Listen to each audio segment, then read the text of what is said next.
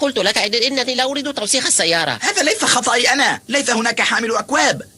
لا يوجد حامل كوب هنا. ولكن من قد يضع كوبه هناك؟ لا، عليك أن تضع كوبك هنا. لقد صمم هذه السيارة فاشل. عليك البحث قليلا قبل شراء أغراض كبيرة كالسيارة يا بوركي. ما هذا؟ ماذا؟ لما إشارة الوقود مضاءة؟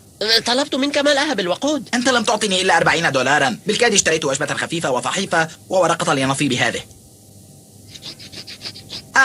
لا أدري لما ألعب.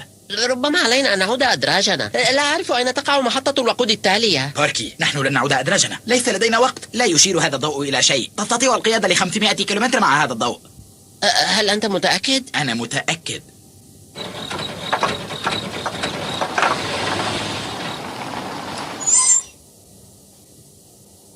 كان عليك إعطائي أكثر من 40 دولار بوركي.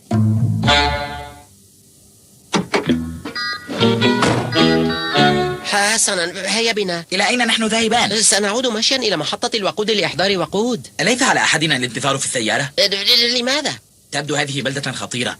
سيرسم على سيارتك بسرعة كبيرة بوركي. ما الذي تتحدث عنه؟ إنها ليست بلدة سيئة، إننا في وسط الصحراء. أنت تعيش في الضواحي منذ وقت طويل يا بوركي. هيا، على أحدنا أن يبقى هنا من دون فعل أي شيء، بينما الآخر يمشي كيلومترات طويلة في درجة حرارة 43 وهو يحمل علبة ثقيلة. وبما أنك أنت قمت بالعمل الشاق وقدت السيارة بينما أنا أجلس إلى جانبك في مقعد الركاب وأهز برأسي، فمن المنطقي جدا إذن أن تقوم بإكمال عملك الشاق. تعلم، حتى لا تشعر بأنك استسلمت. حسنا. ربحت. غريب كما هو شعور مرض أكثر من الخسارة. أشعر بالملل. علي الخروج والقيام بشيء. مرحبا، هل تريد الخروج في نزهة؟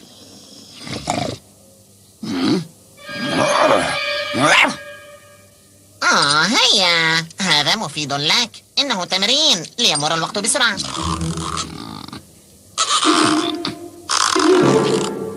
كم سيتطلب وقتا كي يقطع 32 كيلومترا في وسط الصحراء؟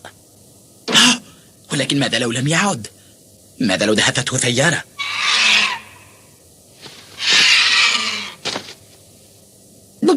يا للول، أوشكت بطاريتي على الانتهاء. إنها تكفي لإرسال رسالة لباغز. لحظة، علي أولا إرسال تصويتي لحلقة البارحة من برنامج لنرقص على الثلج. على الرحب والسعة ديمتري. أستطيع الآن الاتصال بباغز. يجب أن يكون اتصالا سريعا. أين هو الآن؟ أرأيت؟ أخبرتك بأن الأمر سيكون ممتعا.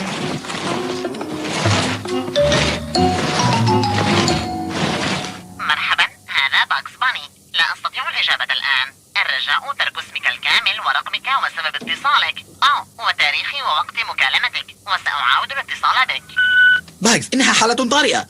أنا آسف. باغز، مرحبا، أنا دافي داك، ورقمي هو 5550123، وأنا أتصل بك لسببين اثنين.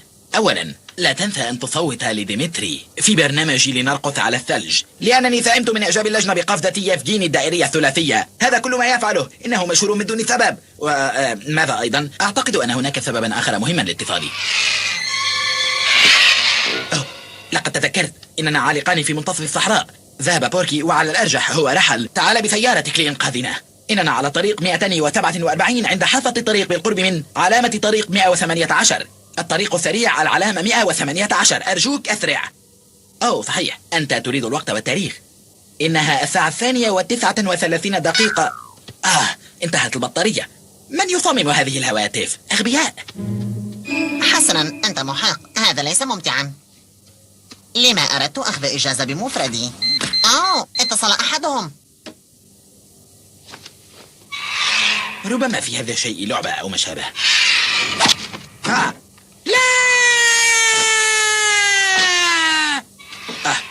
ماذا سأرتدي لزفافي الآن؟